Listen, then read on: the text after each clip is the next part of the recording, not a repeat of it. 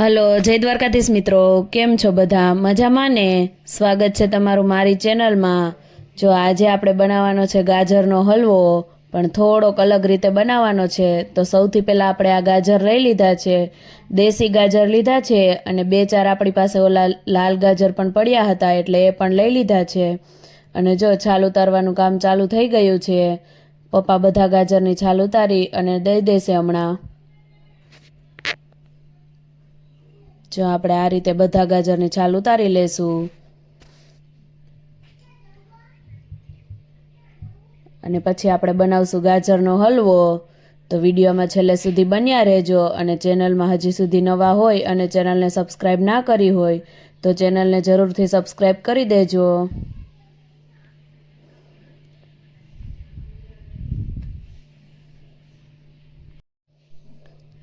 અને આવી જ અવનવી બીજી રેસીપીઓ જોવા માટે એકવાર અમારી ચેનલની અવશ્ય મુલાકાત લેજો. જો આમ આપણે બધા ગાજરની છાલ ઉતારી લેશું. જો તમારે બધા લાલ ગાજર લેવા હોય તો તમે લાલ પણ લઈ શકો છો, પણ અમે આ દેશી ગાજર લીધા છે. અને સાથે બે ત્રણ લાલ ગાજર પડ્યા હતા તો એ પણ લઈ લીધા છે આપણે.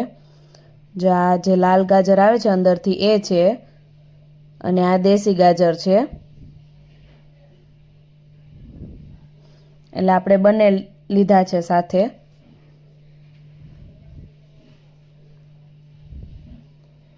તો બધા ગાજરની આપણે છાલ ઉતરી ગઈ છે. હવે બધા ગાજરની આપણે આ રીતે છાલ ઉતારી લીધી છે. તો હવે તેને ખમણી અને બધા ગાજરનું આપણે ખમણ તૈયાર કરી લેશું. આ રીતની તમારી પાસે કોઈ પણ ખમણી હોય, થોડીક ઝીણી હોય આનાથી કે થોડીક મોટી હોય, કોઈ પણ ખમણીમાં તમે આ રીતે ખમણ કરી અને તૈયાર કરી શકો.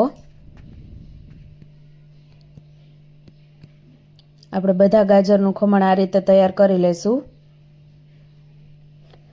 જો હવે આપણું બધું ખમણ તૈયાર થઈ ગયું છે. તો જનરલી આપણે જ્યારે ગાજરનો હલવો બનાવતા હોય તો આપણે ડાયરેક્ટ તેને કડાઈમાં ઘી નાખી અને આ રીતે ખમણ શેકવા મૂકી દઈએ. પણ આજે અમે થોડીક અલગ રીતે બનાવીએ છીએ. એટલે આપણે સૌથી પહેલાં જે આ ખમણ છે તેને થોડુંક બાફી લેશું.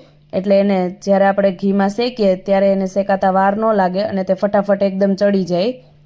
તો સૌથી પહેલાં આપણે ખમણને થોડુંક બાફી લેશું. તો એના માટે આપણે કુકરમાં પાણી ગરમ કરવા મૂકી દીધું છે. પાણી ગરમ થાય એટલે આપણે બધા ખમણને તેમાં એડ કરી દઈશું.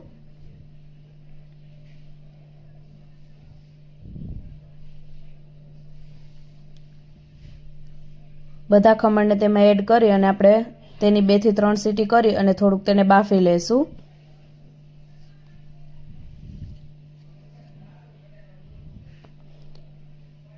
જો આપણે તેમાં 2 થી 3 સીટી કરી લીધી છે અને આપણે તેને બાફી લીધું છે.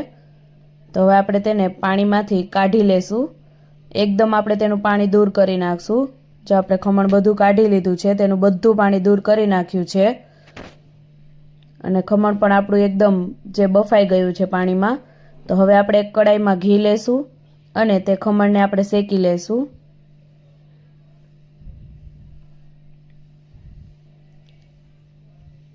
ઘી નાખી અને હવે આપણે ખમણને એકદમ સારી રીતે શેકી લઈશું.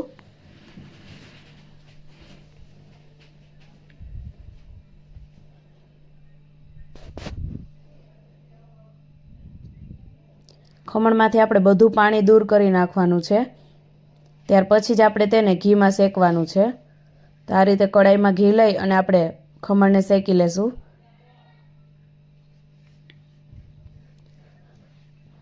હવે આપણે આમાં ખમણને વધારે ચડવા નથી દેવાનું, કેમ કે આપણું ખમણ એકદમ ઓલરેડી ચડેલું જ છે.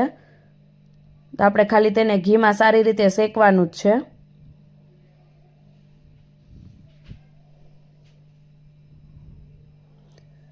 થોડી વાર માટે ખાલી આપણે તેને ઘીમાં શેકી લેશું.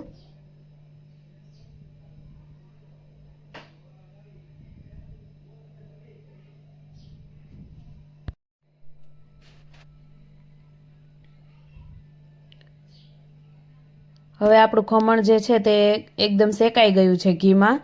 તો આપણે તેમાં દૂધ એડ કરી દઈશું.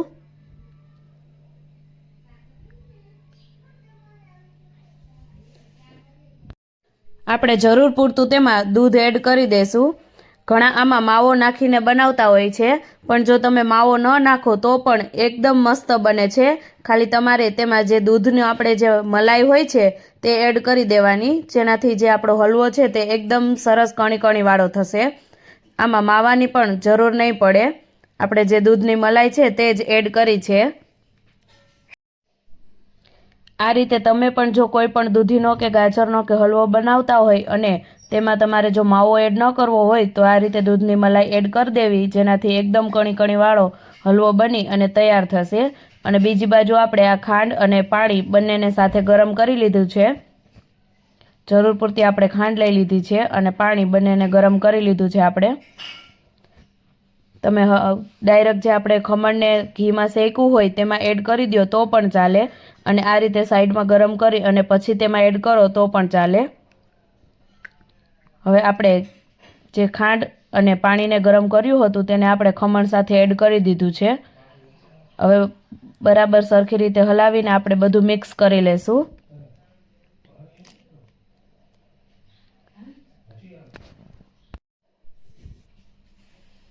આ રીતે આપણે બધું સરસ મિક્સ કરી લેશું.